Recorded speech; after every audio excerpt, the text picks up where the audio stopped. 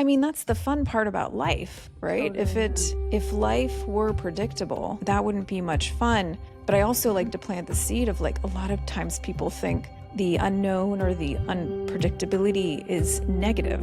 And I like to remind people the unpredictability could be beyond your wildest imagination. Yep.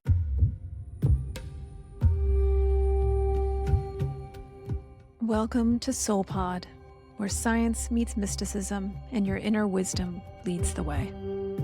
I'm your guide, Crystal Cassidy, and together we will bridge the seen and the unseen, science and spirituality, the practical and the profound. From quantum physics to energy centers, near-death experiences to extraterrestrial contact, join us as we delve into the mysteries of consciousness and journey together towards a more awakened, compassionate, and soul-connected world. Find your seat, drop in, and let's go on a journey together.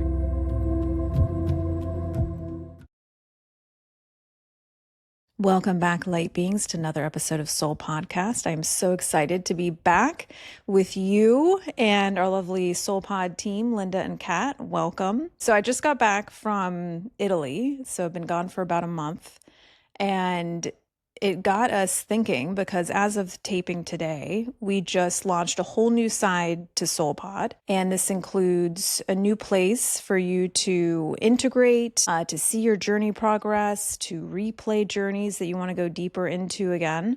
And a really exciting feature around portals, which are these mini journeys where you can do soulscapes, which are timed soundscapes, all kinds of really fun stuff. And we launched while I was in Italy. So it was a really interesting time being away from the team, away from the time zones, having to trust the team who always pulls it through and does an amazing job, and they did. And it really got me thinking about, now is a nice time to reflect on, how did this whole thing with SoulPod start? And what have I learned? What has the team learned around what it means to build a business like this? All the way from my biotech days in Silicon Valley, and what leadership is really calling for today. How is it asking us to evolve as individuals and the collective? And I think there's a lot to talk about in this sphere, in this topic. And along with, when do you pivot? When do you know something's not working? And you need to listen deeply to where it wants to go. So I thought we could dive into that today. So thanks for joining, Linda and Kat, and congrats on a really amazing, pretty seamless launch with SoulPod. Yeah, happy launch day, everyone. It feels like SoulPod's everyday stories of awakening to me, which is really fun and exciting. Like, we get to hear the company itself's process, incoming Earthside, and how all of that unfolded. So also very excited to Oh my get gosh, to pick that's your brain. perfect. Yeah, SoulPod's everyday stories of awakening. Here we go. Here we go. So maybe someplace that we can kind of start when we talk about SoulPod's everyday story of awakening is going back to the beginning. So some of you may know, some of you may not, that my background's in biotech and pharmaceutical development, worked in cancer research, and was a part of a number of companies, bigger companies and smaller companies, startups that were just getting their legs and developing. And I've seen amazing teams, really powerful founding teams. And I've learned through, at least through my experiences, what works and what doesn't, which I do think a lot of that experience was, I would say, a little bit more on the masculine side of the spectrum as far as energetics and ways of operating, which certainly have a purpose and have served me really well in being able to build and lead. But there's also this feminine aspect that I started to move into as SoulPod started to come Earthside and started to want to be born and want to come into this dimension. And a lot of that was about, at least for me at the beginning, was about deep, deep listening. And I talk about this in a few different contexts, but those whispers that you hear, and we've talked about intuition and inspiration, and really, really listening to those really quiet whispers that most people maybe miss. And SoulPod was certainly one of those whispers for me that wanted to come forward. And it took me a while to figure out, like, how does it want to come forward? Does it want to be a physical space? Does it want to be technology, what does that mean for spirituality and technology? And so there was a lot of dancing with the unknown for probably about a year before it started to come together in some sort of structure. So that's been at least the very early days of SoulPod, the genesis of it. And of course, Kat and Linda, you've joined a little bit like later on in that journey. But yeah, where should we start with this? I would love to know if you remember because a lot of times, in entrepreneurship, they talk a lot about like find the thing that's missing from your target market, like find the gap. What is the word? You know what I'm talking about? Like solve a problem, essentially. And I'm wondering, did SoulPod start that way, or did it just kind of drop in one day? I mean, I think anyone who has ever channeled something into existence knows that feeling where it just kind of drops in and keeps eating at you until you do it. But I'm so Oh my fascinated by the gosh. Yeah. evolution of this company because did it start that way or did it start as like a gap in the market? What was the like And very I'm first curious. moment? Yeah, and I'm curious. Like, I think the genesis can resonate with so many people where they may have been in a more masculine role or maybe been in like a corporate job for years Yeah. and years and have developed this comfort to that familiarity. And then if something drops in, if you start to attune yourself to those whispers, for you soul pod, for somebody else, it doesn't even have to be like a spiritual whisper. It can be anything that you're feeling inclined to create. I feel Yeah. like typically what comes next is fear of like, okay, so here's this whisper. How do I bring this from, the download, which feels so true, so real, it already exists, into the material world? And how do we like mitigate the fear that I feel like the majority of us who have experienced something similar to what you're describing have also felt. So Such good piggybacking on Linda's questions. question. Yeah, yeah. I think the fear is interesting. So answer, yeah, Linda's question, which is a really great question because I've kind of experienced both sides of that coin. There's been certain things like the book that I'm writing hit me all at one time in a Wow. really intense, like thunderbolt of inspiration that was very emotional, so I knew it was important. SoulPod kind of evolved for me. It was almost like that stone in my shoe that I couldn't quite ignore. Like it really was something that I kept on having to come back to. I think with SoulPod, I needed to refine a lot of my own healing. And there was a number of people and situations and learnings and lineages that I needed to integrate looking back on it. And so it felt like a process over time. And it started to first form for me when I was leading events in San Francisco. And I started to notice that not a lot of people were having easy access to these deeper states of consciousness. And it seemed like they wanted more. And that if we got a group of people together and we set an intention and we went a bit further than maybe they were used to, as far as meditation, that we could start to access those states of consciousness and then something really cool starts to happen. And it goes beyond relief as far as stress and sleep. And we've talked about this for SoulPod, and it moves into transformation and the awakening journey. And so I knew I wanted to do something along those lines. I didn't know exactly what it was going to look like, but regardless, I knew I was going to be going into that space. This is where the fear came in because I was simultaneously doing really well in biotech. And I think that served a very specific purpose too, in order to deliver me to be able to do what I'm doing now. Yeah. It didn't make any sense to walk away from that at the time, even to myself. I was like, why would you make a kind of left-hand turn? Up until that point, my goal had been to be COO of a biotech company. And I was getting quite close to that. It was like very much in the crosshairs, if you will. And I had a realization with some of that really great opportunities I had in biotech that it wasn't what I was meant to be doing the rest of my life. Like there was just a very deep knowing that it had served its purpose and I was meant to do something else. And it wasn't going to be as fulfilling as 22-year-old Crystal thought it was going to be.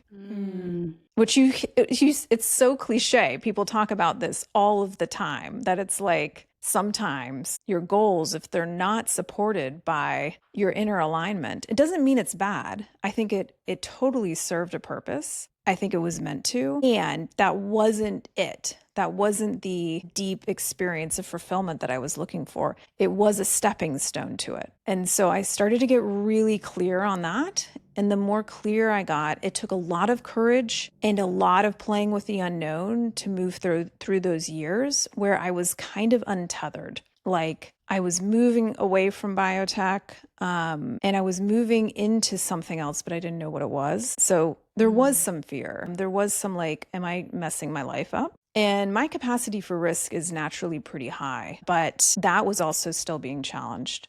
I think there came a point for me, especially after I was severely ill in 2020. I was like, life is short, this whole kind of my own awakening. And I was like, fuck it.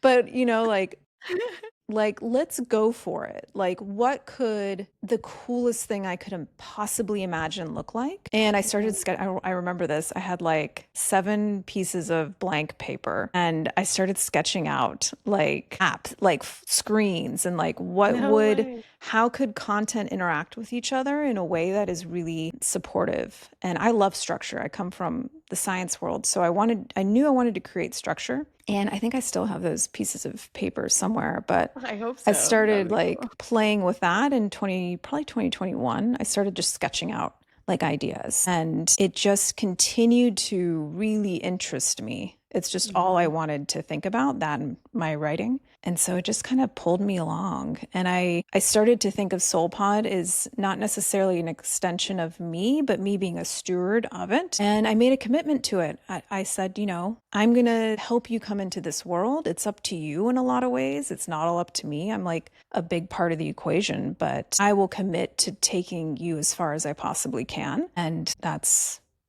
kind of how I view business, especially in entrepreneurship and creative projects like my book. Like I've committed to that book. I'm going to see it through to the best of my abilities, and that's all I can do. I love that. That makes me think of like the Jim Carrey story where he writes the $1 million check knowing that he's going to be an actor when he was like couldn't pay rent, couldn't do, like I feel like there's some kind of magic behind when something like it's powerful to reframe it as if something is tapping you on the shoulder wanting to be the thing that its passage in, like if it wants you to be its passage, it's almost your duty to like make that thing happen, even if you don't know how yet, Yeah. And I'm going back to the near-death experience. What were like the biggest other big internal shifts that you had to move from someone who was passionate about spirituality into someone who was creating something? Do you remember what your biggest blocks were other than, the fear of security and things like that? Were there any like internal shifts that had to happen? I think a deep trust of self, because if your ego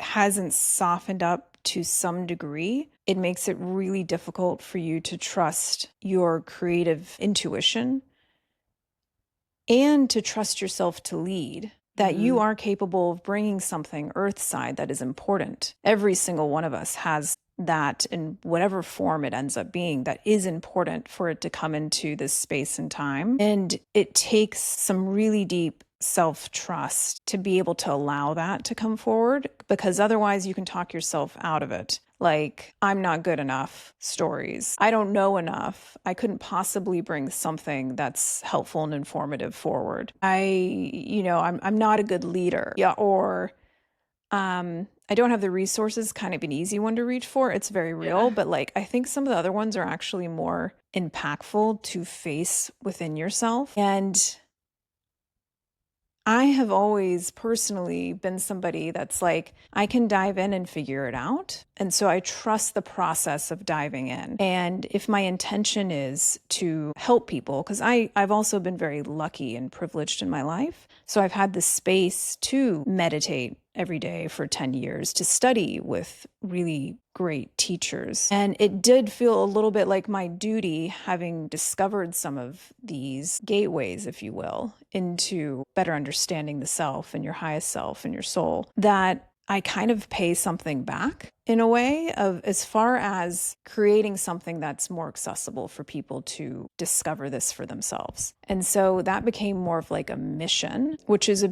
big propellant to move you forward if you stay connected with the mission, because then the how is kind of secondary.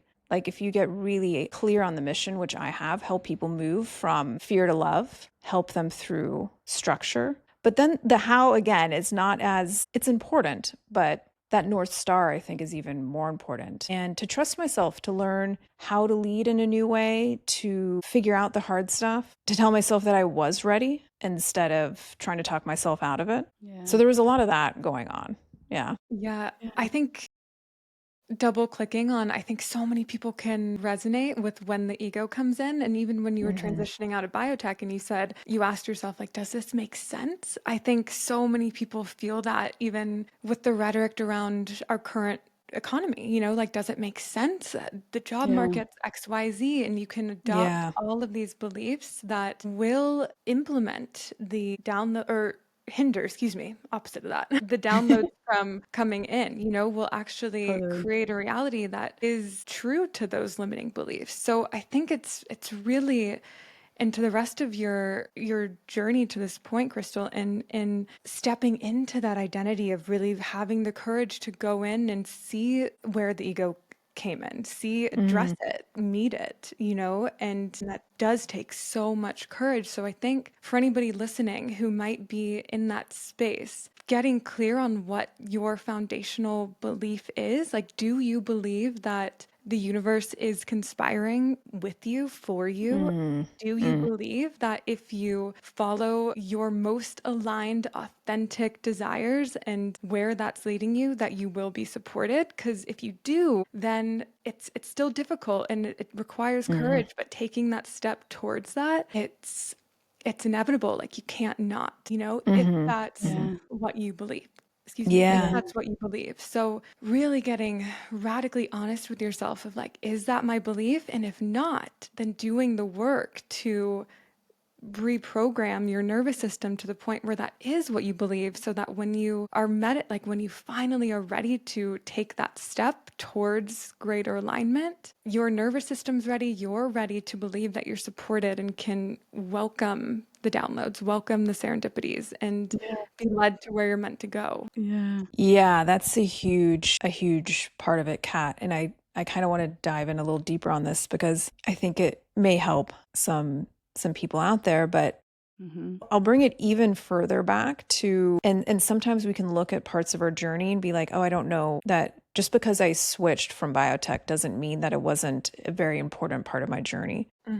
And I remember when I had gotten a job offer at this company that was just starting off, and shout out to Rick Landman if he ever watches this. But it was one of the coolest gifts that somebody had given me. And the reason I'll share this is because I'll kind of connect the dots here. But he had called me up and left me a voicemail. He was like, you know, this is Rick, and he was chief medical officer at this company. And he said, do you want to come and do something fucking awesome? And it was maybe not exactly this, but it was something along those lines. And I was like, that is my person. Yeah. You're like, do I ever? I could tell immediately. I was like, this is a really, really interesting person and aligned energy for me. And at the time, everything was kind of saying something's here, like something is brewing. And I remember getting into that job and having a feeling that I was there for a very specific reason. And it was connected to my entire path. It felt like that from the beginning. And so I like to share this just because it wasn't a spiritual company. It wasn't in the wellness space. I mean, biotech, but it was a group of people who had a certain energy that felt very activating to my energy. And so I knew there was a reason that I was there, and that we were going to learn a lot from each other. And it was one of the most interesting, intense, great experiences of my career. And that company went all the way to IPO and enabled me to have the time and space to bring SoulPod forward. So I really, even though it might not seem connected at the time, if you can trust these very subtle feelings of alignment, and the more you do the inner work and you spend that time in the morning and you find that alignment, you're going to notice that when it happens. It's a lot harder if you don't do that to notice when you are coming into alignment with something. And so that was really, really I learned a lot through that experience about what alignment means in a technically non-spiritual context. But everything's spiritual. So anyways. Yeah, exactly. That's what I was thinking. And it also, it goes back to what we were saying about like checking your ego at the door, because you could have easily been like, nope, like this isn't spiritual, like I'm going to pass. But then that you would have missed out on everything that led to the unfolding of the thing that was, the bigger calling and the next thing. Listening when something's not in alignment. Yeah, that's I what I'm learned that thinking one about too. too. This recent experience that I was sharing with you guys before we started recording, and it's side gig to SoulPod, but it was this really interesting synchronicity that came into my world, and it wasn't not a wellness company, not a spiritual company. So at first glance, I was like, this isn't aligned. And then after, a little bit of time with it, there were a few aspects where I'm like, oh, this is how it could be aligned. There's obviously something I'm here to learn because of the way that it came into my world so organically and so naturally. And so I explored it, and 2 months later, I'm at the point where it's so clear in my body that it's unaligned. However, it was a huge opportunity for me to step into my worth, to up level, to communicate. It was so clearly meant to be exactly what it is, a 2 month, experience, a 2 month opportunity that brought me to the next place. And so I think welcoming, whether it looks aligned at first glance, like you're talking to Crystal, like getting clear in your body, being able to somatically tune in and notice, is this aligned? A, long term, B, maybe not, but when is it unaligned? And then, back to everything we just spoke about, courageously stepping into alignment.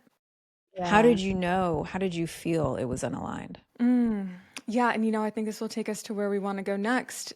How I felt in the atmosphere, how I felt in the interactions, and most specifically, how I felt interacting with the CEO, with the leader of all of us, And, granted, I'm a little spoiled juxtaposing this other CEO to, Crystal, our fearless leader. So I'm like, well, this is how it could be, like feeling so uplifted and genuinely motivated, and structures there, like we're guided as a team, and there's an element of leading from the heart and compassion and human connection that was missing in that environment. And I could feel over time, it was only 8 weeks, I could feel how much that started to chip away at my soul, at my willingness to contribute, and I love when it's aligned. I love to work almost insatiably.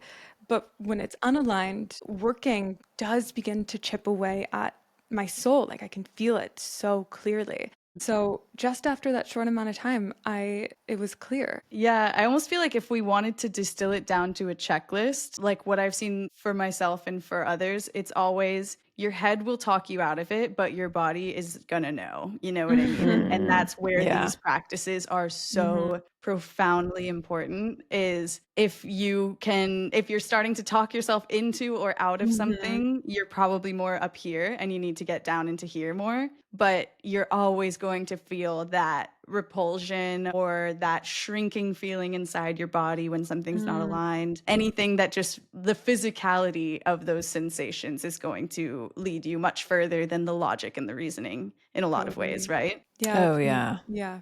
Typically gets to a point where you're like, and I'm sure so many people can resonate with this, where you physically cannot participate anymore. Yeah, I love that you mentioned that.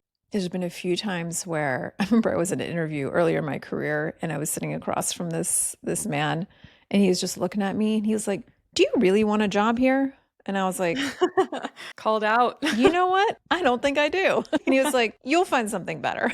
It was just so funny to me, and I, Awesome. walked out. But it was a very clear kind of example of like that was not the direction I was supposed to go.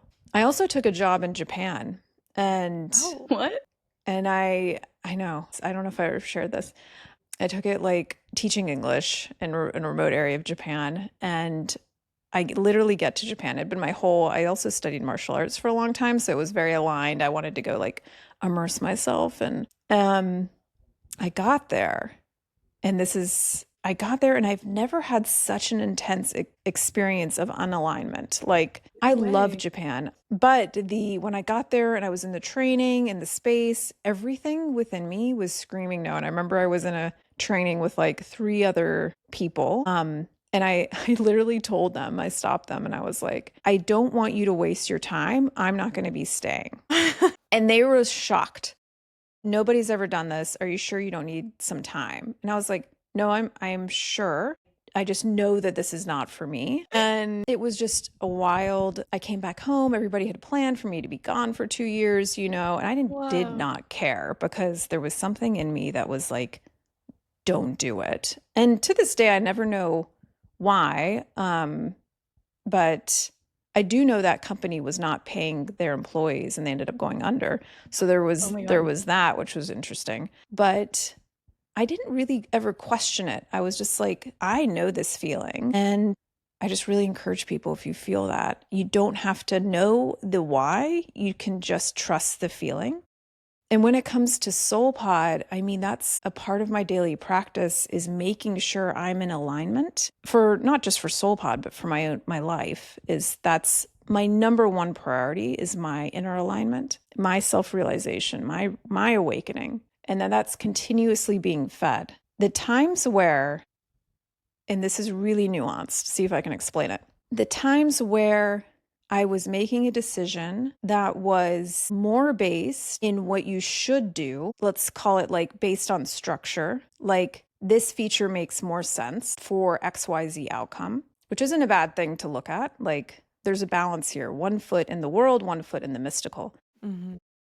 But if I trust that more than I trust my feeling about something, that will sometimes lead me in a direction that I end up going back to and being like, ooh, I could have made a better decision there. Mhm. Or there was something else to pivot into. And the times where I have gone into my practice, found my alignment, and sometimes and I think this is where it becomes a conversation about, you can call it feminine leadership, you can call it a different way to lead, which is intuitive in nature.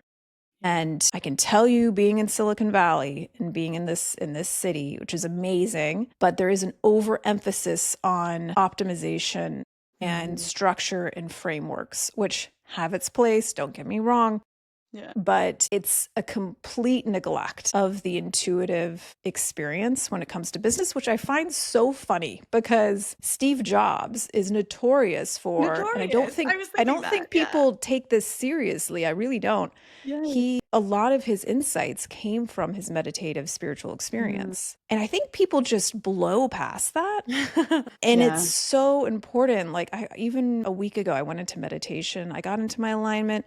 I explored some other things. And then I asked, what does SoulPod want next? And I got very clear answers, which wouldn't necessarily have been what I would have come to Wow. strictly through the analytical mind. Yeah. So I think this is the new wave of leadership, is going to be people that, and I'm trying, to explore this myself, but people who can both balance the analytical mind side, like your zip code and all of those things that need to come together to build something, whatever that is, your career, your whatever it is you want to create or be a part of, and a really increased balance in this heart-led space. And to your point, I think, Linda, you mentioned that there's this esotericism to mentioning like heart-led leadership. But it really is that. It really is leading through this space of connection, of which fear has a hard time or cannot live in that connection, in that space. And so it forces you to face all of the fear within yourself in order to lead in that way, which is why it's so hard. Mm. Because it's part of your own awakening in order to step into that. Yes, And exactly. it's a lot easier to stick to the frameworks. Yeah. Were there ever moments where you kind of doubted whether a spiritual business could be successful? Were there ever times where I doubted a spiritual business? Yeah, yes. It's interesting. I mean, yes, I've had those thoughts of like, well, No, because doubt, I'm just thinking, maybe not. doubt is such a pervasive thing, but I guess that Yeah. must come from the whole following your analytical versus your intuitive, right? And so in moments when you've Yeah. had doubts, how do you tune back into your intuitive? No, the reason I'm kind of having a hard time answering it is because it's a really good question. And I'm trying to figure out how to answer it in a way that's true. So I've definitely had moments where I've doubted very specific things, like, are we going to get to a certain point in like profitability or something like that? But it's very quickly, even as I say that, I have this instant kind of check in my energy, which is like that doubt dissipates so fast is the best way that I can Wow. describe it. I can barely get those words out of my mouth. And then I feel like, no, of course, trust. And that's the reason why I keep going, is because I just feel this really intense energy of like, trust this. Mhm. And, sometimes I have wondered, I'm like, is that delusion? Am I in like an entrepreneurial delusion? No. And then I kind of laugh about it, just like I just did. And I'm like, no, it's something deeper. I don't quite know how to explain it. And that I think it's also when you have those times where things can get really intense, and let's say you're trying to make sure you can pay everybody's paychecks, and it's on you. It's on you as the leader to do Yeah, that. it's pressure. Yeah. It's pressure. And I think this is what you're getting at, Linda, is in those times where the pressure is on, the earth school is a schooling. And how do you move through that? And I would say number one, and this is what me and my husband, who is also a startup founder, we're crazy. Power couple. High risk tolerance. It's high risk tolerance couple here. But we're constantly talking about this as far as like, we got to come back to what is important, what is the vision, and when the inclination can be to almost pull back from your practice and be like, I don't have time for meditation. I don't have time to do my hour and a half meditation that I like to do a couple times a week. That is that moment where because it's hard, it becomes important. So the meditation, my practice, that alignment, which I always am harping on about, but it really will guide you through those moments and remind you of who it is that you are, which is abundant, which even if there's some sort of outcome you couldn't possibly have imagined, why couldn't that outcome be something amazing rather than something detrimental?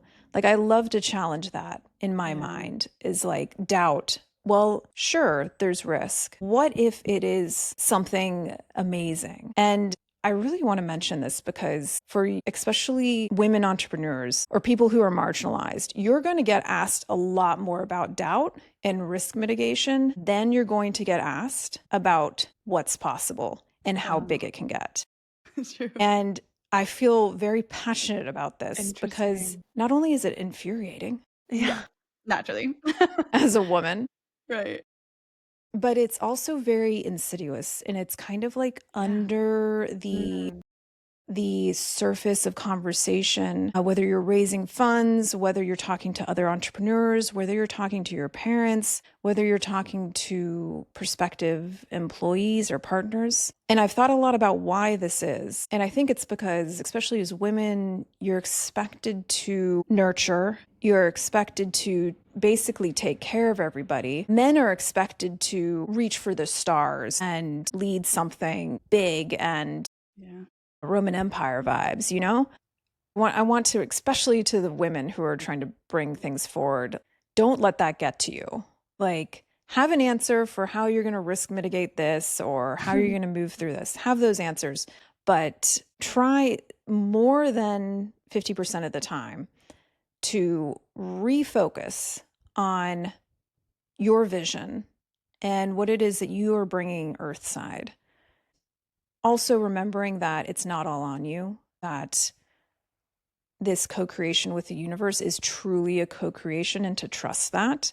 And if you get redirected, it's for a reason, and to trust that experience. It becomes less personal. It becomes much more of a collective experience, and that your ego can kind of get not silenced, but it can soften with that perspective. Yeah. I love that because it creates this powerful reframe that's like, yes, we're talking about leadership here, but really, if you listen carefully, what we're talking about is being led and everything that goes into, Yes.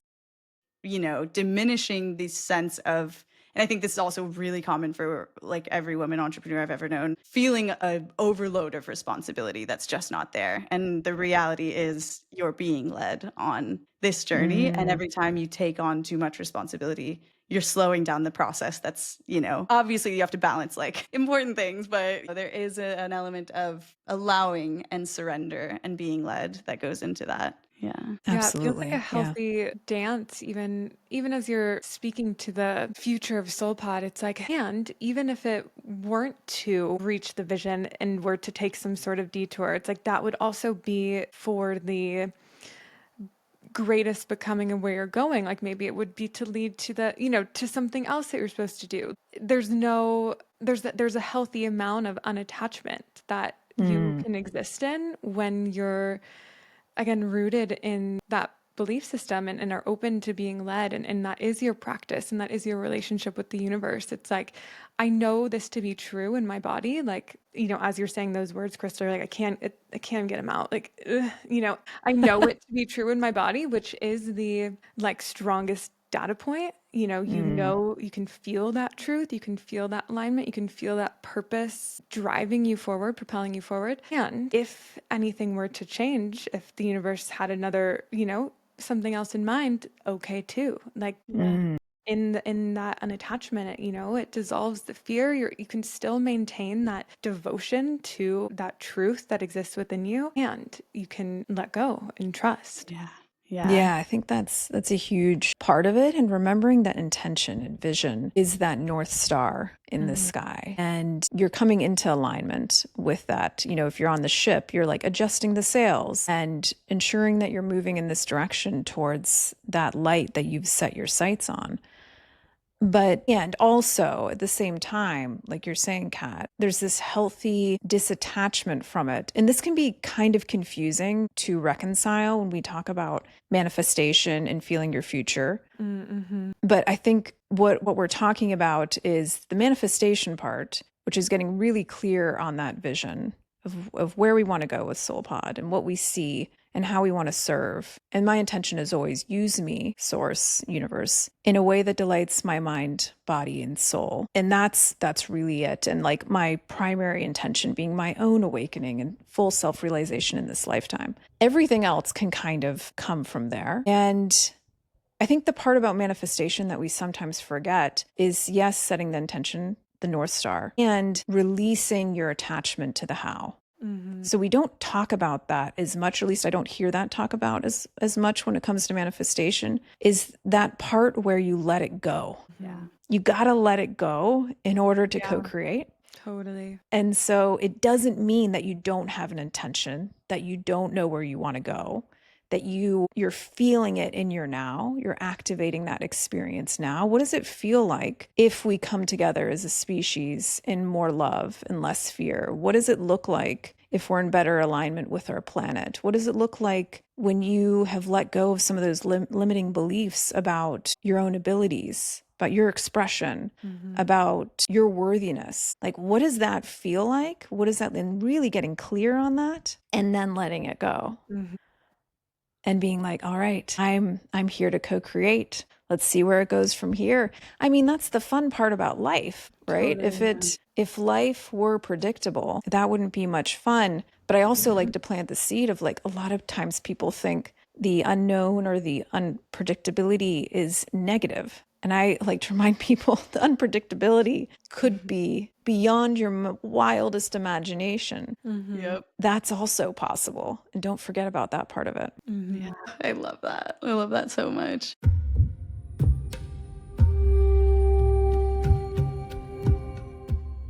Something special happens when we step away from the noise of everyday life and into a space of amplified presence and deep devotion to our spiritual growth. A space where we're seen, supported, and reminded of the light within us. That is exactly what you'll have the chance to do on our SoulPod retreat. We are so excited to invite you on this 4-day immersion in Joshua Tree, California, August 28th through 31st.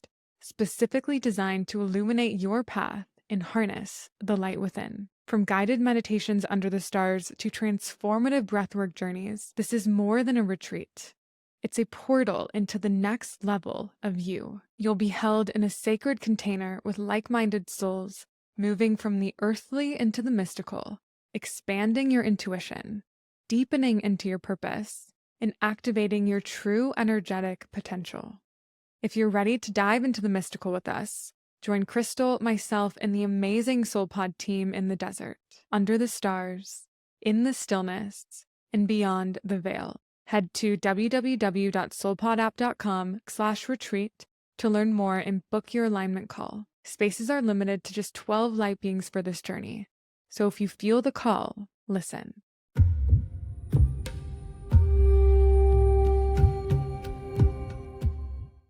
And as far as the update that's just come to SoulPod and everything that everyone's going to get to enjoy in the app, what signs told you that SoulPod was really ready for its next chapter? Also, as someone who joined in January, Kat and I joined at the same time, everything kind of evolved. There were some big changes that happened as well. What signs told you that SoulPod was ready for the next chapter and the next thing? Ooh, what signs? The year before was pretty challenging, to be honest. Like, we're trying to get features out, wasn't really working super well. It was a lot of like trying to figure out the lane, and I think that there was something that started to shift, I would say mid last year, where I started to kind of be released from some of the ways that we were working. And the more inner work that I was doing, the more work that I did with my own awakening, the more things were coming into alignment. It was like lockstep, kind of almost to the point that it was a little creepy.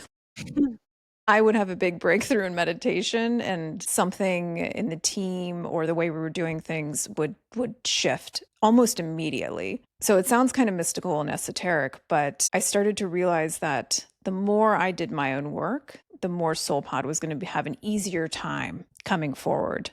Yeah. And I don't know if this really answers your question, but I think that I felt, especially after, I'm going to like shout out you two, like especially after we started to come together as a team, and shout out to Josh and Archana and everybody, that it felt like the co-creative juices really started to come together in Lilia, and things started to become easier. And then once things like the kind of survival mode-y vibes of like the basics were getting taken care of, it enabled me to be like, okay, blue sky. What could we do now? And it took me a while to get to that blue sky moment, if that makes any sense. Once I got to the blue sky moment, I was like, ooh, I think this is what makes me really excited. And I will also shout out to our users and customers and people who are using SoulPod, listening to you and what it is that you want to experience when you write into the support box. Like when you say something is really important to you, I take that so incredibly seriously. That relationship with people who are using SoulPod is the number one driver for what informs what we do. So that relationship is extremely important. And so sometimes it takes time to get that feeling from people who are interacting with SoulPod. And the more time that I had in those conversations, the more clear I got. And so all these things were kind of percolating. And then, I had been struggling to focus on like what it is we should build, because there's so much that we have really grand plans for SoulPod, and it can be very hard to narrow in on what it is you should do. But it became very clear in the last 6 to 10 months for me as far as like what SoulPod wants to be. And I hadn't felt that clarity before. So it's a very, very exciting time. So I don't know if that answers your question, but that's kind of definitely how it's been feeling. I feel like also we both have had those experiences, like Kat and I both, where we have an idea about SoulPod and then we tell you and you're like, that's crazy, because in meditation this morning, I had the same idea, I feel like that kind of thing is constantly happening with our team. It's like, yeah, it's the coolest. It really is. It becomes exciting and it becomes fun. I think the fun aspect, it felt a little forced for a while, but the fun aspect is really, for me, has just become a lot more fun this year. Yeah, and I love how I think early on in meeting you and talking to you, you shared with me like how, SoulPod, and you've referenced it often in this conversation, how SoulPod is this separate entity that's trying to evolve, right? Like it's not you, it's not even this team, it's this separate entity, and you/this team are the vessel. And it's such a beautiful reorientation around the work. Even when I'm in a space of feeling blocked about what to create for SoulPod, Mhm. that helps me. That helps me come back to like removing myself from the equation, removing my ego, my desire to create something that receives praise or look how good I did. Removes me from the equation, and it's Totally. about what this other entity is craving. And it's been so fun. It's like it becomes this personified thing, it's this like Yeah. friend or probably child to you, Crystal, but like Mm. friend for us. And so I think that's also just one of the themes of this conversation. It's like whatever you're creating, it's not you, it's this, you're the vessel. Just to Yes. double click on that, because I love how you I love that. speak about it, Yeah. Crystal. Yeah. Big I agree. love that. I love that, Kat. And for those of you that want more of that kind of line of thinking, I highly recommend Big Magic by Elizabeth Gilbert. It's all about, she wrote Eat, Pray, Love, and Oh, yeah. it's all about the creative process and this idea that ideas, businesses, books, paintings, they all exist in this field of possibility and they choose you. Just like a child chooses you as a vessel to come into this world, these Yeah. ideas choose you. They connect to you because of your energy Mhm. and your receptivity. And you can choose chills. whether or not you want to bring it into this dimension of space and time or not, but it will find its vessel in some way. Yeah. So that's also a motivator for me. I'm like, if you're coming to me, Oh my gosh. and it feels good, let's go.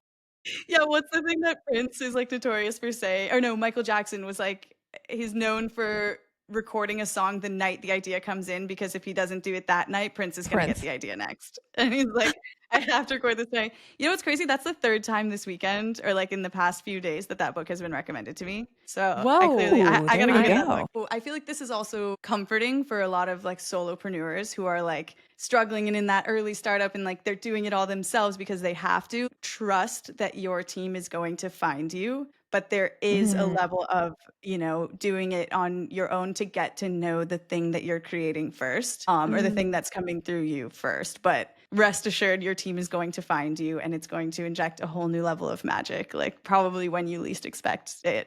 Oh yeah, for Yeah. solopreneurs, which I did this solo to start, Yeah, I'm and sure. Josh joined Yeah. a little bit after we had like a MVP and prototype, which, and so grateful for his involvement.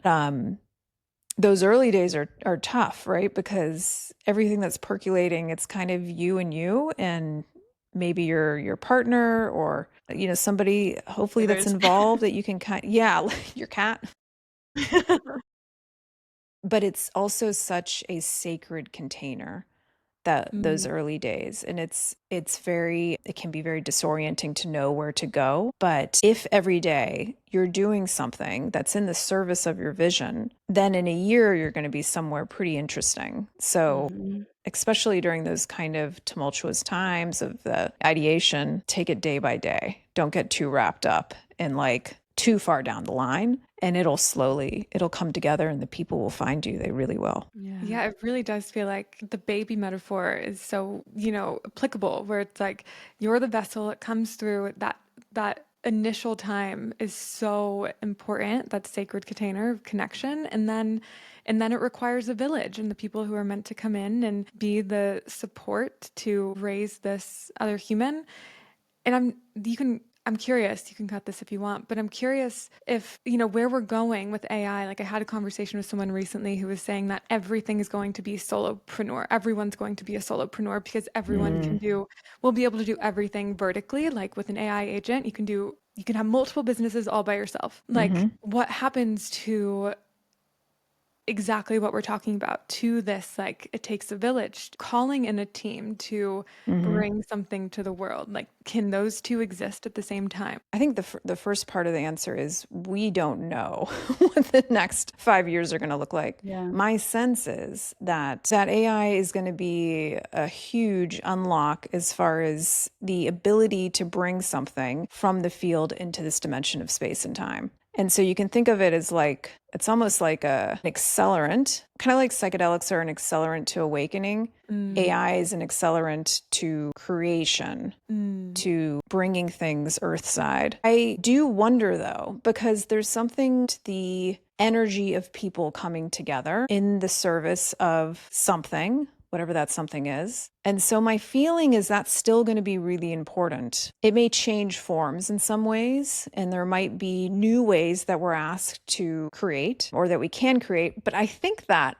I mean, this can go in all kinds of directions, but I think ultimately AI is here to help unlock us from the base of our experience as far as our needs. So like the first energy center, shelter, food, there'll be no excuse. We'll have enough for everybody. How we distribute that is going to be important. But then the question starts to be, who do you want to be and what do you want to build? What do you want to create? And I think that's going to be a really interesting unlock. I also have some concerns about some of the ways that we're rolling this out. But there's two things can be true at once. But I think there's still going to be a desire because we're a social species and one of our number one needs is connection. And so if we think that that connection is going to be fulfilled primarily through technology, I think that's one very big way that we can learn about each other, connect with each other, and support each other. Also, this in real life experience, if we want to call that, even though we're over Zoom, is, I think, going to continue to be a way that we create. It just might shift in some ways. So I don't know all the answers on that, but my feeling is that humans are social species and they're going to want to create and play together. Yeah, and I hope it so. kind of goes back to what you were saying about how it feels like intuitively led leadership is the way of the future because AI can take over the masculine, no problem. You know what I mean? Like they've there yet you to go. replace intuition, but they've definitely figured out how to replace masculine or like more practically led leadership. And I think that, that's going to be, it reminds me a lot of like, when social media started, everyone was like, oh my God, this is going to make everyone's lives so public. Like, this is so bad for the children. And like, yes, in a lot of ways, like, yes, everyone's lives are more public. Yes, there's all of these very complicated things, but it also has changed a lot of lives. And an entire industry was created by women for women through social media.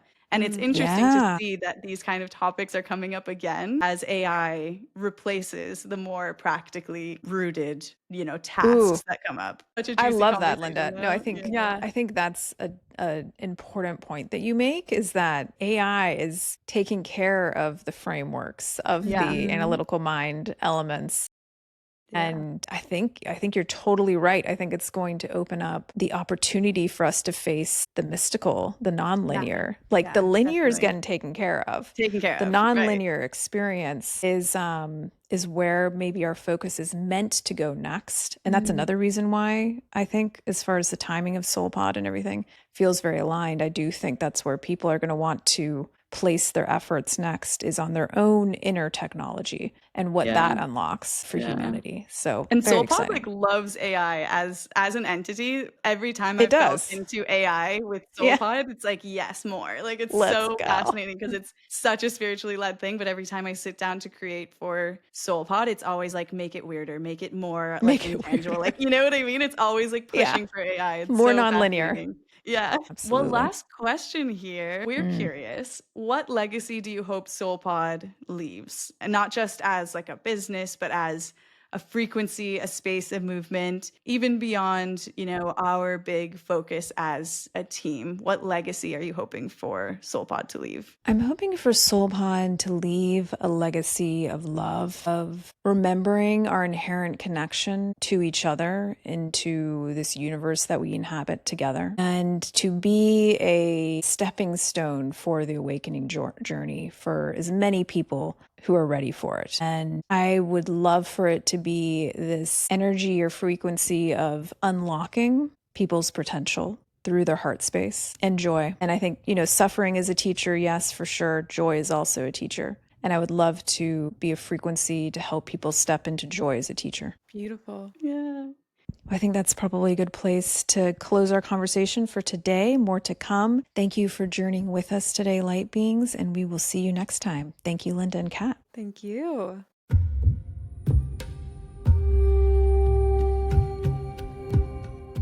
thank you for journeying with us today, Light Being. We hope you enjoyed the episode, and before you go, we'd love to offer you even more spiritual guidance and daily rituals. This week, we launched the biggest update since SoulPod first hit the App Store. To celebrate, we're offering you a free month of SoulPod with the code Step Into the Portal. Your SoulPod home has been completely reimagined with even more ease, more rhythm, and more room to grow. Now you can revisit past journeys, save your favorite rituals, and build personalized playlists that move with your energy. And at the heart of it all, portals. Portals are guided mini journeys, flexible, soulful spaces designed to meet you right where you are. Beginners welcomes you into the heart of soulfulness, no experience needed. Soulscapes offers looping soundscapes for solo self-guided practice. And Integration holds you gently after transformation, offering grounding and expansion. Download the app or tap the link in our show notes to begin. We'll see you inside.